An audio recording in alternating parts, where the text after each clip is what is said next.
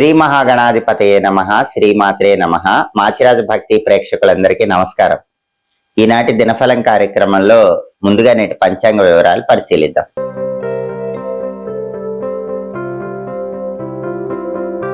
మాచిరాజు భక్తి వీక్షకులందరికీ ఒక చిన్న విన్నపం.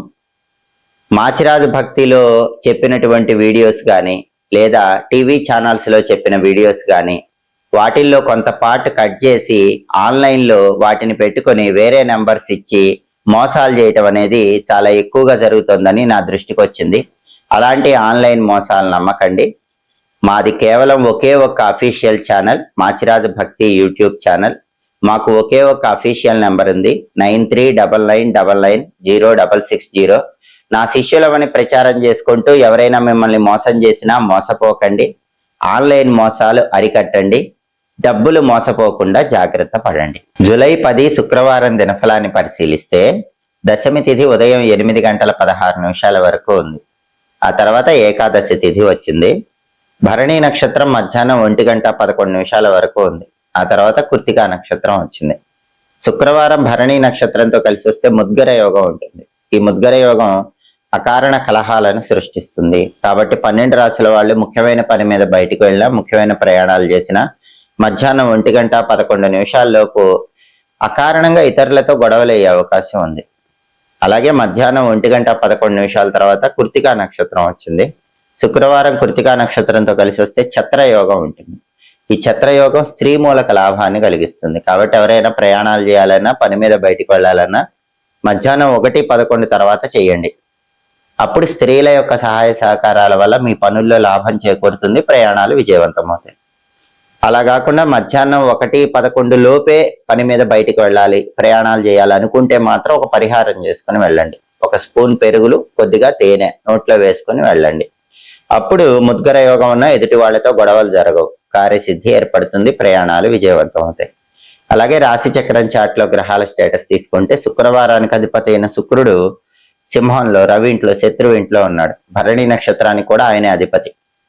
కాబట్టి శుక్రవారానికి భరణి నక్షత్రానికి రెండిటికి అధిపతి అయిన శుక్రుడు శత్రువు ఇంట్లో ఉన్నాడు. కాబట్టి జీవిత భాగస్వామితో జాగ్రత్తగా మాట్లాడాలి, లేకపోతే చిన్న విషయాలకే గొడవలు అయ్యే అవకాశం ఉంటుంది. కళారంగంలో ఉన్న వాళ్ళకు కొంత వ్యతిరేక ఫలితాలు కనిపిస్తూ ఉంటాయి, జాగ్రత్తగా అడుగులు వేయాలి. అలాగే కృత్తికా నక్షత్రానికి అధిపతి అయిన సూర్యుడు మిథునంలో, బుధుడి ఇంట్లో ఉన్నాడు, మిత్రక్షేత్రంలో ఉన్నాడు. ఇది అనుకూలమే కాబట్టి ప్రమోషన్ల కోసం పై అధికారులతో కీలక చర్చలు చేయొచ్చు. తండ్రి వైపు బంధువులతో కూడా ముఖ్యమైన విషయాల గురించి చర్చలు చేసుకోవచ్చు. రాజకీయాల్లో ఉన్న వాళ్ళు కీలక నిర్ణయాలు తీసుకోవచ్చు. వీటన్నిటికీ రవి మిత్రక్షేత్ర స్థితి అనుకూలిస్తుంది. అలాగే నక్షత్ర బలాన్ని బట్టి కొన్ని పనులు చేసుకోవచ్చు. ప్రధానంగా భరణి నక్షత్రం మధ్యాహ్నం 1:11 వరకు ఉంది. ఈ భరణి నక్షత్రం ఉన్న సమయంలో కోర్టు వ్యవహారాలు నిర్వహించుకోవచ్చు. వ్యవసాయదారులు పైర్లకు పురుగు మందులు వేయటానికి భరణి నక్షత్రం మంచిది. అలాగే ఎదుటి వాళ్ళకు ఒక్కొక్కసారి మాయమాటలు చెప్పి నమ్మించాల్సి వస్తుంది. అలా ఎదుటి వాళ్ళకు మాయమాటలు చెప్పి నమ్మించడానికి భరణి నక్షత్రం మంచిది. ఒక్కొక్కసారి మంచి కోసం చెడైనా చేయాల్సి వస్తుంది. మంచి కోసం చెడైనా చేసి విజయాలు సాధించడానికి భరణి నక్షత్రం మంచిది. ఇటుక బట్టీలకు నిప్పంటించడం లాంటి అగ్ని సంబంధమైన పనులకు కూడా భరణి నక్షత్రం అనుకూలిస్తుంది. భరణి నక్షత్ర బలాన్ని బట్టి ఈ పనులన్నీ చేసుకోవచ్చు. అలాగే మధ్యాహ్నం 1:11 తర్వాత కృత్తికా నక్షత్రం వచ్చింది. కృత్తికా నక్షత్ర బలాన్ని బట్టి ఎవరైనా సరే ఆపరేషన్లు చేయించుకుంటే 100% విజయవంతం అవుతాయి. అలాగే కోర్టు వ్యవహారాలకు కృత్తికా మంచిది. గ్యాంబ్లింగ్ లో ఇన్వెస్ట్మెంట్ చేయడానికి కృత్తికా మంచిది. Online trading, share market, speculation ఇలాంటి వాటిల్లో డబ్బులు పెట్టి లాభాలు పొందడానికి చేసే ప్రయత్నాలకు కూడా కృత్తికా అనుకూలిస్తుంది. అలాగే ఎవరైనా గురువు దగ్గర మంత్రోపదేశం తీసుకోవడానికి కృత్తికా అనుకూలిస్తుంది. కృత్తికా నక్షత్ర బలాన్ని బట్టి మధ్యాహ్నం 1:11 తర్వాత ఎప్పుడైనా ఈ పనులన్నీ చేసుకోవచ్చు. అలాగే ఈనాటి దినఫలం కార్యక్రమంలో 12 రాశుల వాళ్ళ రాశి ఫలితాలు ఎలా ఉన్నాయో ఇప్పుడు మనం పరిశీలిద్దాం. ముందుగా మేషరాశి. మేషరాశి వాళ్ళకి ఈరోజు ప్రధానంగా గృహంలో అప్పుల వల్ల కొన్ని చికాకులు ఏర్పడే సూచనలు ఉన్నాయి. అటువంటప్పుడు సమయస్ఫూర్తితో వ్యవహరించాలి. కొన్ని సమస్యలు వెంటాడినప్పటికీ మీ తెలివితేటలతో మేషరాశి వాళ్ళు చాకచక్యంగా ఆ సమస్యల నుంచి బయటపడగలుగుతారు. తదుపరి వృషభ రాశి. వృషభ రాశి వాళ్ళకి ఈరోజు ధనలాభం కలిగే సూచనలు ఉన్నాయి. ఆదాయ మార్గాలు పెరుగుతాయి. ఉద్యోగాల్లో ప్రమోషన్ల కోసం చేసే ప్రయత్నాలు కూడా వృషభ రాశి వాళ్ళకి చాలా చక్కగా అనుకూలిస్తాయి. తదుపరి మిథున రాశి. మిథున రాశి వాళ్ళకి ఈరోజు పార్ట్నర్షిప్ వ్యాపారాల్లో గొడవలు వచ్చి పార్ట్నర్స్ తో విడిపోయే అవకాశం వ్యాపారస్తులకు ఎక్కువగా ఉంది. కాబట్టి అలా జరగకుండా పార్ట్నర్షిప్ బిజినెస్ లో జాగ్రత్తగా బిహేవ్ చేసుకోవాలి. పార్ట్నర్షిప్ బిజినెస్ లో ఈ రోజు ఏవి ఇన్వెస్ట్మెంట్స్ చేయకండి. అలా చేయటం వల్ల కూడా ఇబ్బందులు ఎదురవుతాయి. అలాగే అప్పుల వల్ల కొన్ని చికాకులకు లోనైనప్పటికీ కూడా తెలివితేటలతో వాటిని అధిగమించగలుగుతారు. తదుపరి కర్కాటక రాశి. కర్కాటక రాశి వాళ్ళకి ఈరోజు వృత్తిపరంగా ధనవృద్ధి ఏర్పడుతుంది. ఉద్యోగమైన వ్యాపారమైన ధనపరంగా అభివృద్ధి కోసం చేసే ప్రయత్నాలు అనుకూలిస్తాయి. అలాగే అప్పులు తీర్చగలుగుతారు. ఏదో ఒక విధంగా ధనం కలిసి వచ్చి అప్పుల బాధల నుంచి బయటపడే అవకాశాలు కర్కాటక రాశి వాళ్ళకి ఎక్కువగా ఉన్నాయి. తదుపరి సింహరాశి. సింహరాశి వాళ్ళకి ఈరోజు ప్రధానంగా ఉద్యోగ పరంగా మంచి పురోభివృద్ధి ఏర్పడుతుంది. ప్రమోషన్ల కోసం చేసే ప్రయత్నాలు అనుకూలిస్తాయి. శుభ కార్యక్రమాలలో కూడా మంచి ప్రయోజనాలు చేకూరుతాయి. శుభ కార్యక్రమాల పరంగా ఆనందం కలుగుతుంది. శుభ కార్యక్రమాలు నిర్వహించడం కోసం ధనపరంగా ప్రయత్నిస్తే ధనం అందుతుంది.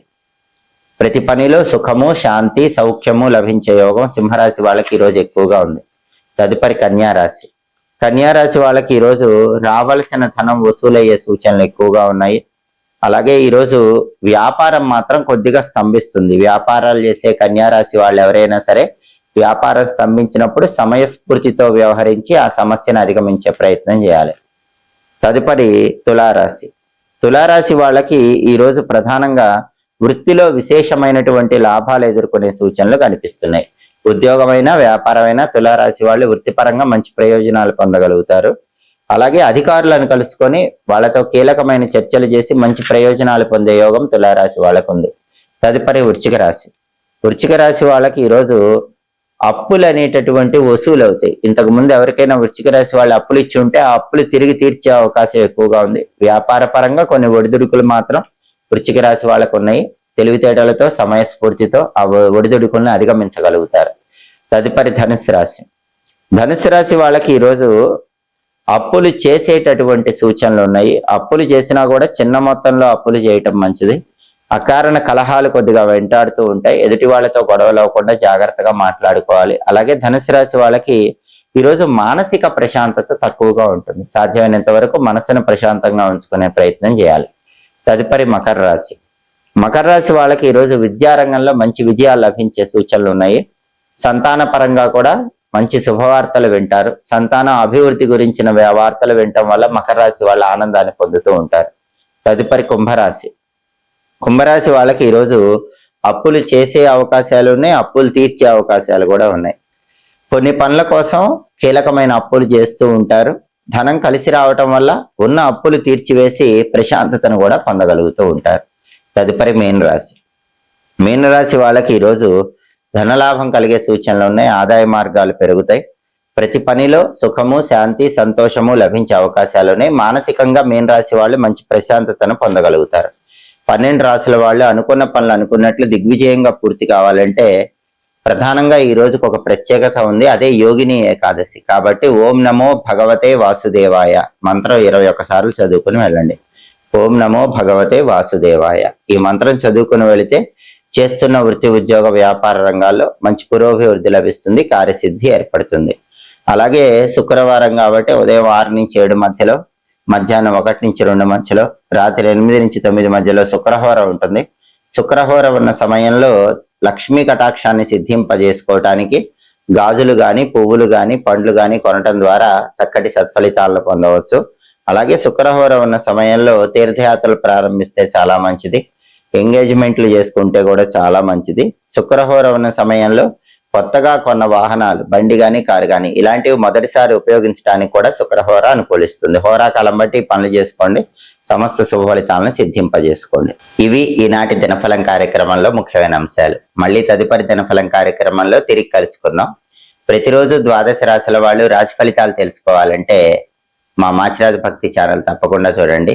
నక్షత్ర బలాన్ని బట్టి పాటించాల్సిన విధి విధానాలు తెలుసుకోవాలన్నా, హోరాకాలం బట్టి అనుసరించాల్సినటువంటి విధి విధానాలు తెలుసుకోవాలన్నా, అలాగే యోగం బట్టి ప్రయాణం చేసేటప్పుడు ఏ పరిహారం చేసుకుని వెళితే అదృష్టం కలిసి వస్తుందో తెలుసుకోవాలన్నా తప్పకుండా మాచిరాజు భక్తి ఛానల్ చూడండి. మా వీడియోస్ మీకు నచ్చినట్లయితే మా ఛానల్ లైక్ చేయండి, కామెంట్ చేయండి.